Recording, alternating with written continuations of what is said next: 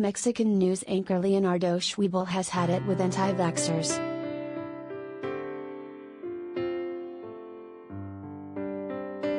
The presenter for Telediario Guadalajara exploded in anger while on air this week, tearing into those who have refused the COVID-19 vaccine.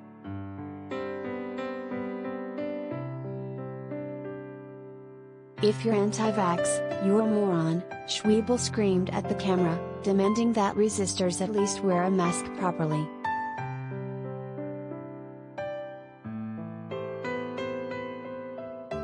"Sometimes it is necessary to shout," Schwebel said after clips of his furious, mask-waving diatribe went viral on social media.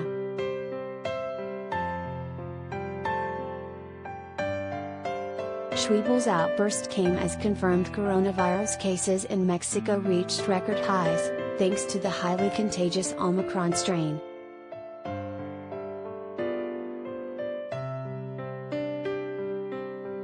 Watch Schwebel's full commentary here.